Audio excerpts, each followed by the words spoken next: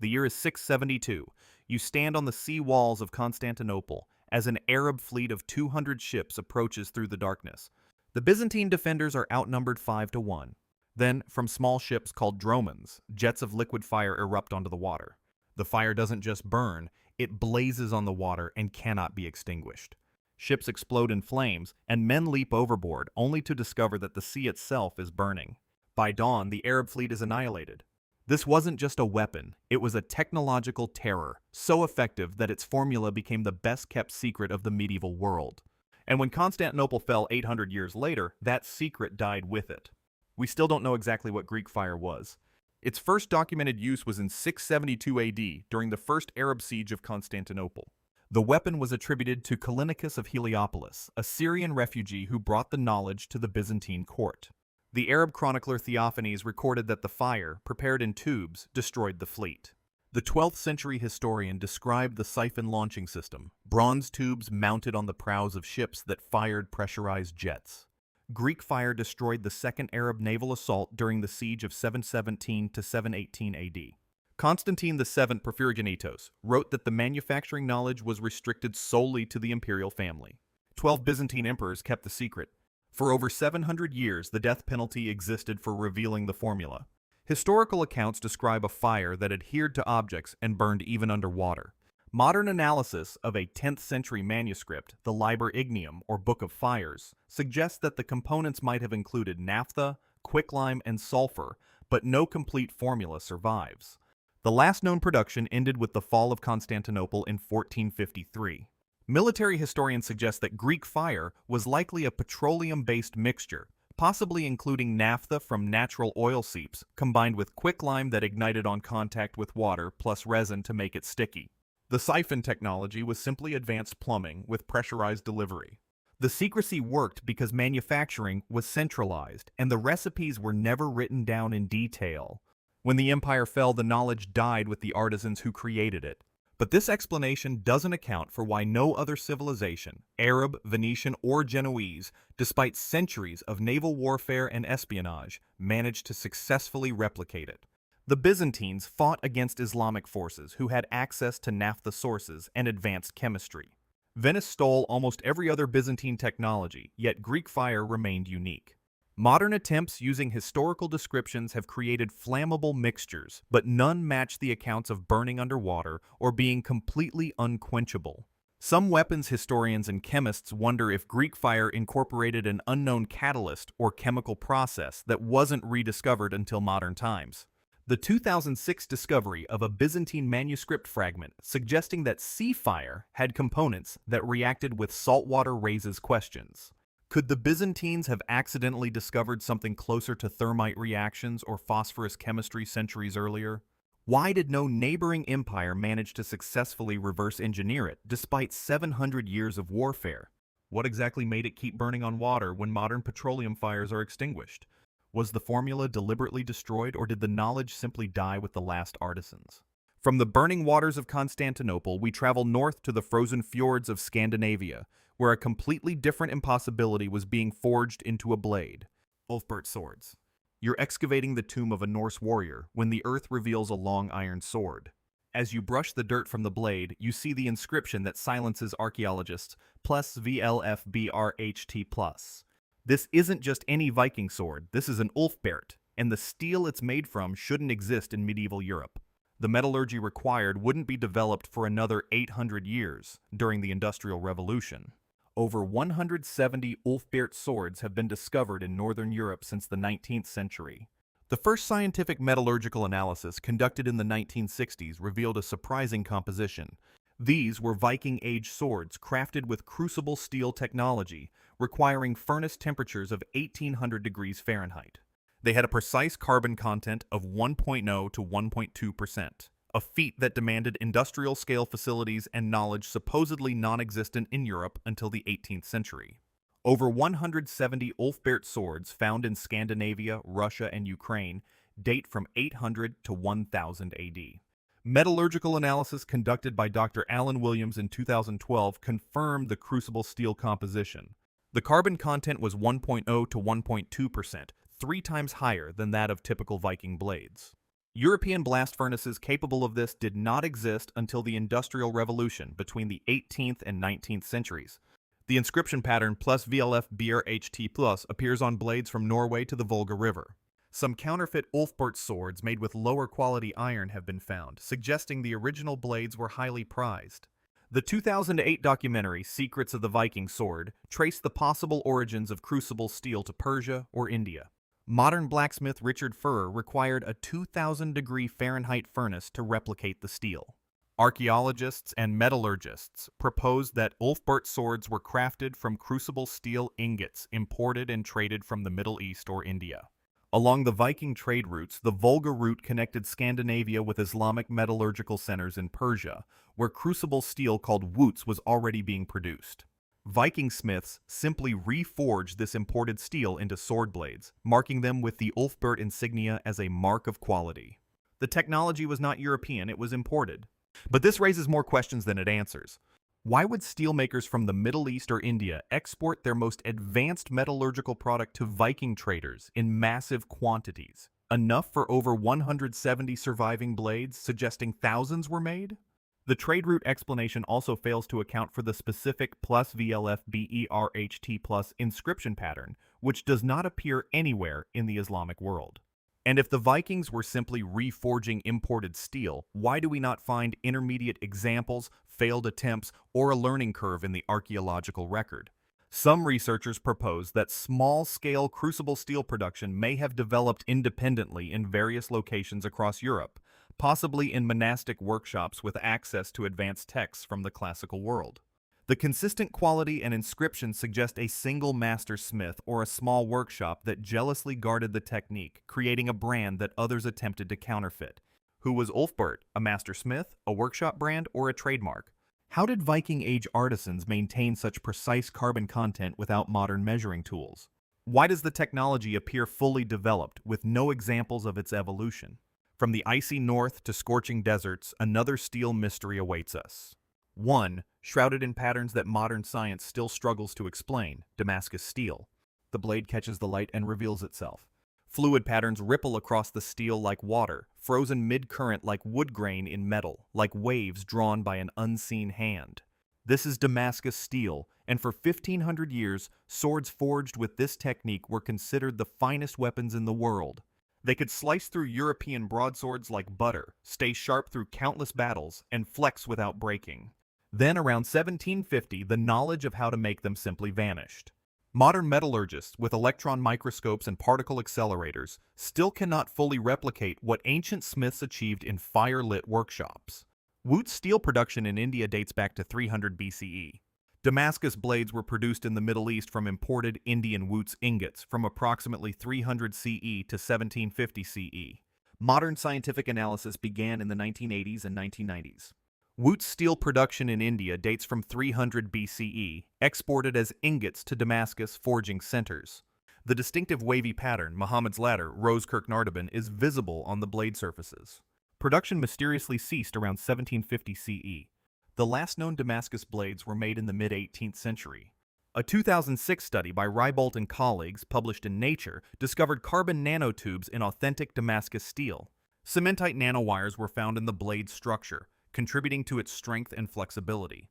Modern attempts using crucible steel produce similar patterns but not identical mechanical properties.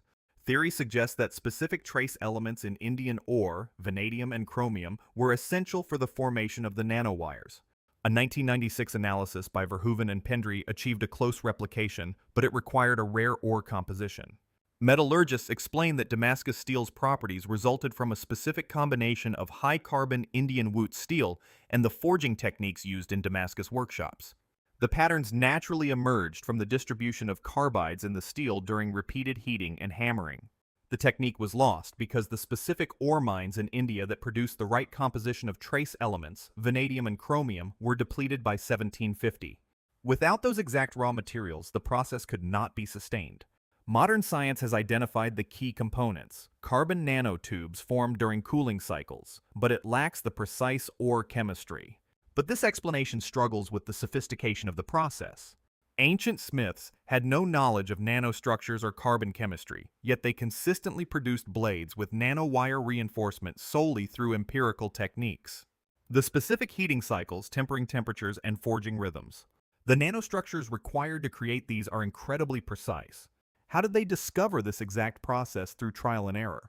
And why, if it depended purely on the ore, didn't smiths simply seek alternative ores when the Indian mines ran out of certain materials? Scientists wonder if the Damascus forging tradition preserved a much older system of metallurgical knowledge, possibly inherited from earlier civilizations that understood metal properties through observation rather than theory. The ritualistic aspects of Damascus forging, specific prayers, timing, and tempering methods, might have encoded practical metallurgical wisdom in traditional form. Did ancient smiths somehow observe nanostructures, or was it pure empirical luck? Why did the tradition collapse completely instead of adapting to new ore sources? Are we missing a crucial step in the forging process that historical texts failed to record? From steel patterns forged from the earth, we turn to the metal that fell from the sky and the blade that accompanied a god king into eternity, Tutankhamun's Meteorite Dagger. November 1925, Howard Carter unwraps the mummy of a boy king who died 3,300 years ago. Among the golden treasures, 2 daggers, one of gold, the other of iron. But iron in Egypt at this time should be rarer than gold. The Bronze Age is still dominant, iron smelting barely known. Yet this blade, with its golden hilt and crystal pommel, lay beside the pharaoh. For 90 years, Egyptologists assumed it was a rare, early iron artifact. Then in 2016, X-ray fluorescence analysis revealed the truth. The blade was not extracted from the earth, it came from space. Discovered by Howard Carter in 1925 during the excavation of Tutankhamun's tomb, designated KV-62, wrapped in the mummy's bandages between the ribcage and the right thigh. Scientific analysis conducted in 2016 by Daniela Camelli and her team, using portable X-ray fluorescence spectrometry. Tutankhamun died in 1324 BC during the Egyptian Bronze Age, when iron was extraordinarily rare. The dagger blade, 34.2 cm long, had a golden hilt with a crystal pommel. The 2016 XRF analysis by Camelli and colleagues was published in Meteoritics and Planetary Science, confirming its composition. Nickel content 10.8%, cobalt 0.58%, phosphorus 0.2%. This is the signature of an octahedral meteorite. Comparative analysis matched the cargo meteorite found 150 miles west of Alexandria. Ancient Egyptian hieroglyphs refer to iron from the sky, suggesting they knew its source. Only 19 Bronze Age iron artifacts exist in Egypt. 9 have confirmed meteoritic origin. Sophisticated cold working techniques preserved the iron's quality without the brittleness caused by overheating. Archaeologists and metallurgists explain that ancient Egyptians collected meteorites from the desert and recognized them as a divine material from the sky. This was because iron smelting was underdeveloped in Bronze Age Egypt. Meteorites were the only reliable source of iron, and the metal was worked cold or with minimal heating to preserve its properties. This suggests they understood that meteoric iron behaved differently from terrestrial iron. The blade demonstrates empirical metallurgical knowledge. They learned what worked through experience. Its placement in Tutankhamun's burial reflects the sacred status of celestial metal, rather than advanced technology. But the craftsmanship reveals something deeper. The blade shows none of the brittleness or cracking issues that plagued early iron smelting for centuries. Modern smiths working with meteoric iron note that it's incredibly difficult to forge without fracturing due to the irregular distribution of nickel. Yet this dagger, made over 3,000 years ago, has perfect structural integrity, and the ancient Egyptians somehow knew how to cold work it. European smiths 1,000 years later were still struggling with basic iron forging. How did they develop this specific knowledge? Some archaeometallurgists suggest the blade might represent a transfer of knowledge from a foreign culture with more advanced ironworking skills, possibly Hittite smiths who had an early mastery of iron. Its placement in a pharaoh's tomb could indicate it was a diplomatic gift from an advanced neighboring kingdom, bringing both the object and the knowledge of how to work this divine metal. How many meteorites did Egyptian smiths process to develop this cold working technique? Was this knowledge isolated to royal workshops or more widespread? Did they understand they were working with extraterrestrial material or simply divine iron, metal fallen from the sky? We cross an ocean to a civilization that turned volcanic glass into a weapon that terrified the world's most heavily armed soldiers. Macuahuitl, the year is 1521. You are a Spanish conquistador in steel plate armor, riding a war horse, an animal the Aztecs had never seen before. Your horse makes you invincible? Then an Aztec warrior brandishes a wooden club embedded with fragments of black glass. A single blow, and your horse's head falls to the ground, cleanly severed at the neck. That weapon is the Macuahuitl, and the obsidian embedded in its edge is sharper than any steel blade you've ever seen. Documented in the accounts of the Spanish conquistadors from 1519 to 1521 during the conquest of Mexico. The most detailed description was made by Bernal Diaz del Castillo in his True History of the Conquest of New Spain, written in 1568. No complete physical examples survive, the wooden construction decomposed. Bernal Diaz del Castillo wrote in 1568 that he saw an indigenous person fighting with a sword against a mounted horseman, and the indigenous person struck his antagonist's horse such a blow to the chest that it opened it to the entrails, and it fell dead on the spot. The Macuahuitl was typically 3 to 4 feet long, with a wooden core, usually oak, and obsidian blades embedded along the edges. Obsidian fractures at a molecular level, creating an edge only 3 nanometers thick. Scalpel steel is 300 nanometers. Spanish accounts describe the impossibility of repairing damaged armor after Macuahuitl strikes. This was a weapon used by Aztec, Mixtec, and earlier Mesoamerican cultures for over 1,000 years. Modern electron microscope analysis of obsidian shows an edge sharper than modern surgical steel. No complete examples survive, but remnants of wood, leather bindings, and deteriorated obsidian blades were found at archaeological sites. In 2005, experimental archaeology conducted by Dr. Lauren G. Pollock demonstrated that the Macuahuitl could cut ballistic gelatin, simulating flesh. Archaeologists explain the Macuahuitl's effectiveness through material science. Obsidian is a volcanic glass that fractures conchoidally, creating extraordinarily sharp edges at a molecular level. The Aztecs had access to abundant obsidian from volcanic regions and developed sophisticated carving techniques over centuries. The weapon's design, a wooden club with replaceable obsidian blades, combined impact force with cutting power. Spanish horses, having never encountered such weapons, were vulnerable. The impact stemmed from the European assumption that primitive stone weapons couldn't match steel, when in fact the sharpness of obsidian surpasses steel, but this doesn't explain the psychological impact or the specific engineering. Spanish conquistadors had fought against steel swords, pikes, and halberds all over Europe. They understood sharp weapons, yet their accounts described the Macuahuitl with a specific terror, not just respect for an enemy weapon, but awe at what seemed impossible. And the engineering question persists. How did Mesoamericans, working without metal tools or written mathematical systems, develop the optimal blade angle, spacing, and bonding technique to maximize obsidian's sharpness while minimizing breakage? Some archaeologists studying Mesoamerican technology suggest that the Macuahuitl represents a sophisticated understanding of material properties that parallels modern composite materials engineering. The combination of a flexible wooden core, rigid obsidian cutting edges, and a leather binding creates a weapon that is more than the sum of its parts, a concept that wouldn't appear in European weapon design for centuries. How many generations of trial and error led to the optimal design of the Macuahuitl?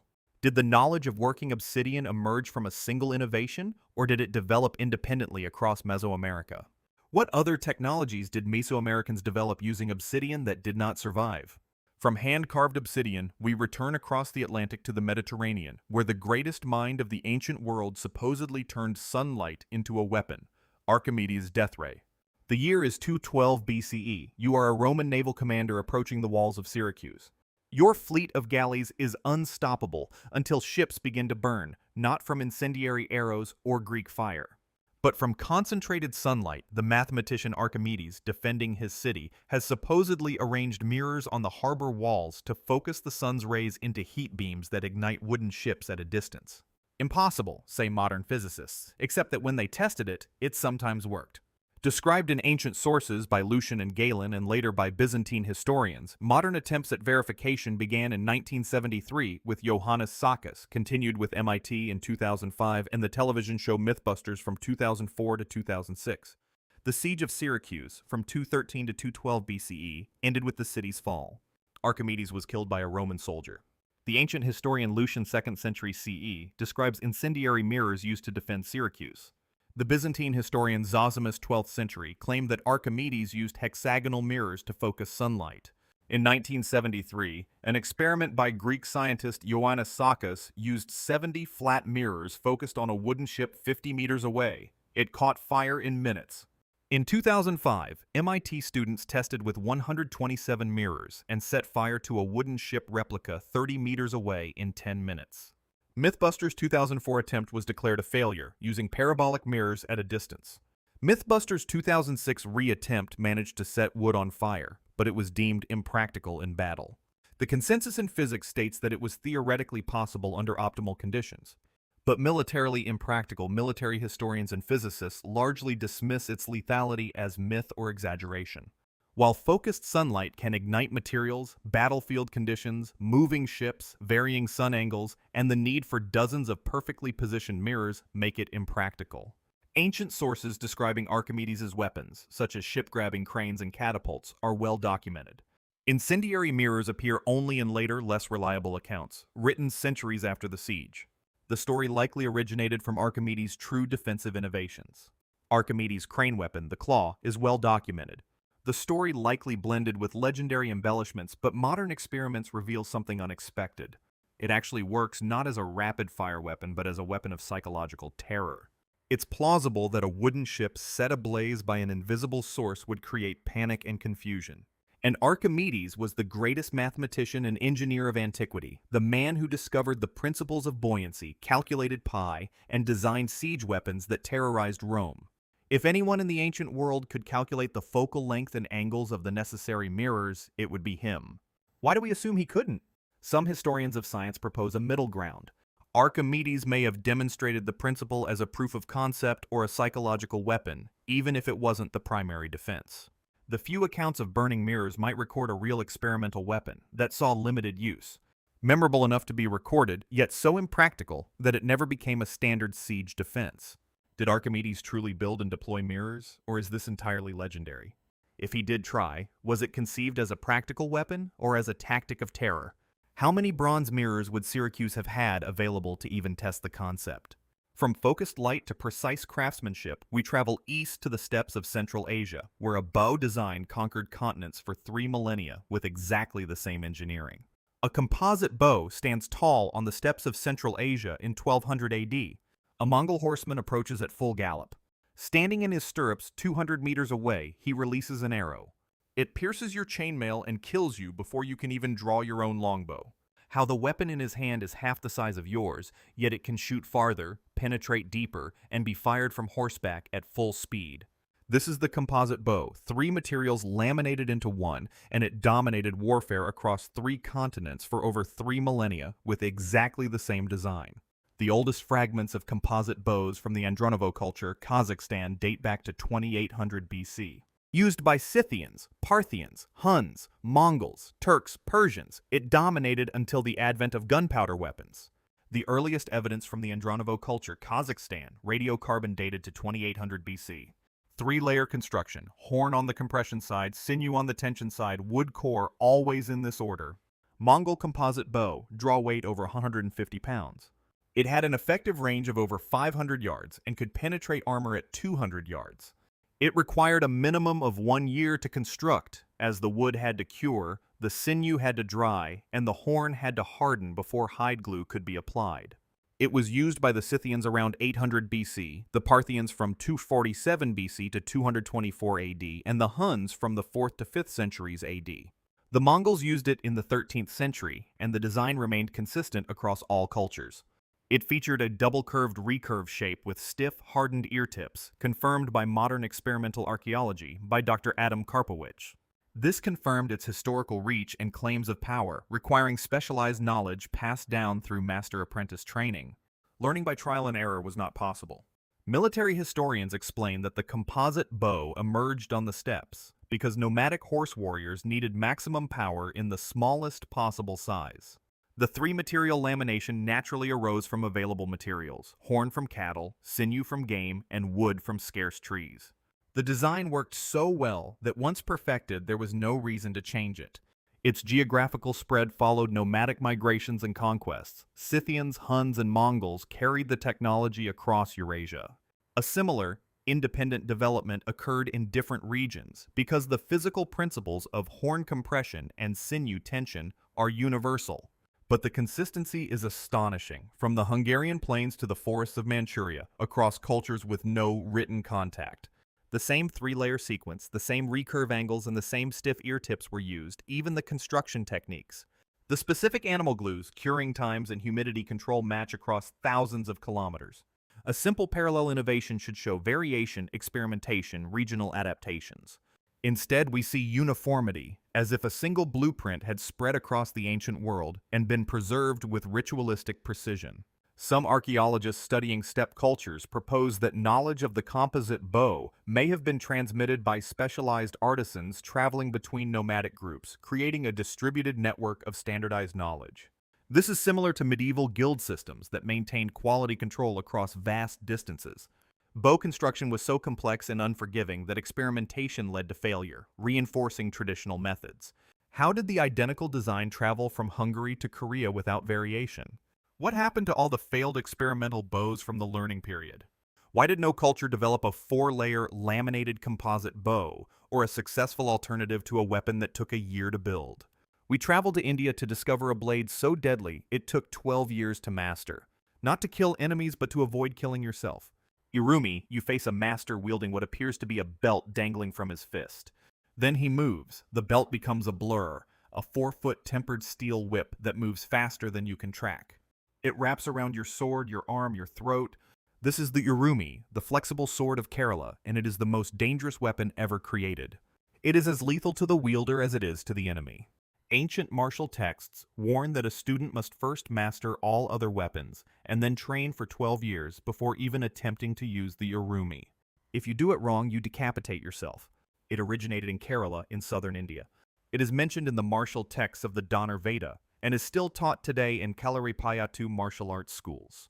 The oldest confirmed reference is from the 16th century, but it is likely older. Its length is typically 4 to 5 feet and its width 1 to 2 inches. The Danar Veda, an ancient Indian martial text, lists the Urumi as the most difficult weapon, to be mastered last. Modern Kalaripayattu schools require 7 to 12 years of prior weapon training before Urumi instruction. It can be worn as a belt and unrolls for combat. Some versions have 2 to 4 parallel blades, flexible enough to wrap around an opponent's weapon or limb and then cut when tightened. The tempering process creates steel that flexes without breaking, but maintains a sharp edge. A 2010 documentary on Deadliest Warrior tested the Urumi. It penetrated armor and sectioned ballistic gel targets. It is still taught today in martial arts schools in the Caribbean. Videos show masters wielding it in fluid, deadly arcs. Martial historians describe the Urumi as the pinnacle of Indian flexible weapon development. Kerala's advanced metallurgical tradition, which also produced Wootz steel, enabled the spring tempering of high carbon steel.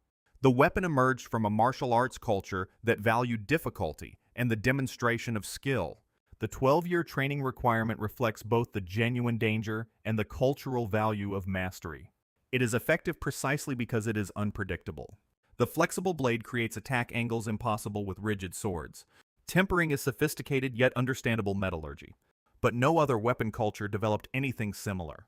Flexible weapons exist globally, chain whips in China, flails in Europe.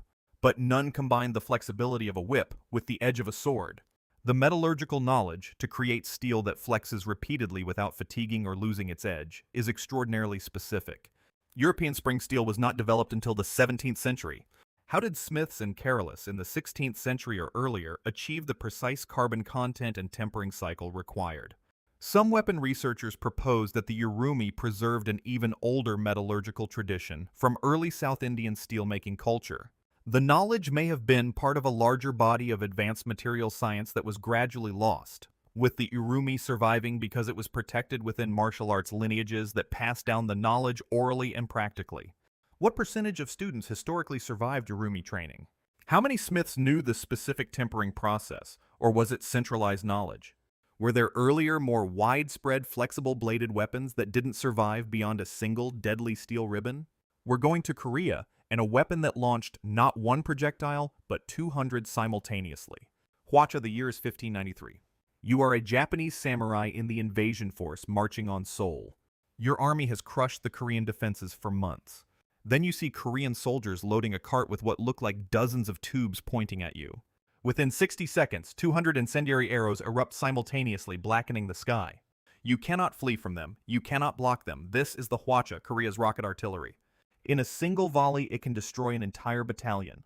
Invented in 1409 AD during the Joseon dynasty by Korean military engineers. Its most famous deployment was at the Battle of Hangju in 1593 against the Japanese invasion. Modern reconstructions have been tested by the South Korean Army. Invented in 1409 AD by Korean military engineers during the Joseon dynasty. It featured incendiary arrows, rockets, and the standard Hwacha. The Hwacha had a wooden cart with 200 launch tubes arranged in rows. The ammunition consisted of Singijeon rockets, bamboo arrows with an attached gunpowder propellant tube. The Battle of Hangju in February 1593 saw 400 Korean defenders defeat 30,000 Japanese using Hwachas. Historical records describe a fiery deluge that caused panic, burning, and routing the Japanese samurai forces. Its effective range was approximately 450 meters, nearly 500 yards. With a trained crew, reload time was less than a minute. South Korean Army reconstruction tests confirmed its historical range and devastating area effect. It was continuously used by the Korean Army until the late 19th century. Today, replicas can be found in museums across South Korea. Military historians describe the Hwacha as an innovative yet simple weapon. Korea adapted Chinese fire arrows into a multiple launch system by mounting many tubes on a wheeled cart. Its effectiveness came from the sheer volume of fire. 200 rockets created a psychologically terrifying and tactically effective saturation bombardment against massed infantry. The technology was practical, utilizing readily available materials like bamboo and wood and basic black powder. But the engineering sophistication is remarkable. Launching 200 rockets simultaneously without the cart catching fire, exploding, or overturning required precise angle calculations, fire-resistant materials, and synchronization mechanisms. Each rocket required identical propulsion charges for consistent range. The reload speed suggests a modular ammunition design, and this was in 1409, before European armies developed anything comparable. The Katyusha rocket launcher, used by the Soviets in World War II and often called Stalin's organ, employed the same multiple launch principle 530 years later. Some military historians studying Korean innovation suggest that the Hwacha represents a sophisticated understanding of psychological warfare combined with practical engineering. The weapon was designed not primarily for accuracy, but for terror, creating a visual and auditory spectacle that broke enemy morale. This understanding of psychological impact in weapon design is remarkably modern. How many Hwachas were produced? And how widespread was its deployment? What was the accident rate during development and combat use? Did Korean engineers develop aiming mathematics, or did they rely on empirical adjustment for a weapon that fired 200 projectiles in 60 seconds? We traveled to China to learn about a crossbow that could fire 10 bolts in 15 seconds and did so for 2,000 years. Chuko Nu. Picture yourself on a Chinese battlefield in 208 AD at the Battle of Red Cliffs. A line of soldiers holds wooden crossbows with rectangular boxes mounted on top. The levers pump rapidly. Clack, clack, clack, clack. 10 bolts in 15 seconds, no reloading, no pauses. The mechanical rhythm is hypnotic and lethal. This is the Chuko Nu, the repeating crossbow, serving Chinese armies for over 2,000 years. From the Warring States period to the First Sino-Japanese War, it was still used even after machine guns were invented. Attributed to engineer Zhuge Liang, 181-234 AD, archaeological evidence suggests an earlier origin in the 4th century BC. Used continuously until 1895, with surviving examples found in museums worldwide. The earliest evidence dates to the 4th century BC during the Warring States period. Tomb reliefs show crossbow designs traditionally attributed to Zhu Liang, 181-234 AD, who may have perfected an existing design. The magazine holds 10 bolts. The pump-action lever cocks the weapon. It loads and fires in a single motion. A rate of fire of approximately 10 bolts in 15 seconds. It sacrifices power for rate of fire. An effective range of 70 to 80 meters compared to over 300 for normal crossbows. Designed for volume fire. The Battle of Red Cliffs in 208 AD. Records describe repeating crossbows used by Shu-Han forces. Continuously used by the Chinese army through the Song dynasty 960 to 1279 and the Ming dynasty 1368 to 1644. Its last documented military use was in the First Sino-Japanese War 1894 to 1895. Still in service 2,000 years after its invention, Surviving examples can be found in the British Museum, the Metropolitan Museum, and museums in Beijing. Military historians describe the Chukonu as an ingenious but limited weapon. The magazine-fed mechanism sacrificed projectile power and range for firing speed, making it effective for short-range defensive positions or mass volleys against charging infantry. Chinese armies valued it because it required less training than traditional crossbows and created suppressive fire. Its long service life reflects Chinese military conservatism and the weapon's niche effectiveness. It wasn't obsolete, just specialized. Similar repeating weapons appeared elsewhere, such as the Roman repeating ballista, but they didn't persist for 2,000 years. Consider that the Chukonu was in active military service longer than firearms have existed. It outlasted the Roman Empire and the Mongol invasions, and was still being issued when Gatling and Maxim machine guns were being developed. And its mechanical sophistication, a gravity-fed magazine, an integrated cocking and loading system, wouldn't reappear in firearms until the 19th century. How did an ancient Chinese engineer create a repeating weapon mechanism that remained viable for 2 millennia? Some technology historians propose that the Chukonu's longevity reveals something about Chinese technological philosophy, the refinement of functional designs over radical innovation. Instead of pursuing more powerful weapons, Chinese arsenals refined a reliable, manufacturable system that fulfilled a tactical role. The weapon's survival suggests it was never truly obsolete. It simply evolved into a specialized tool as warfare changed around it.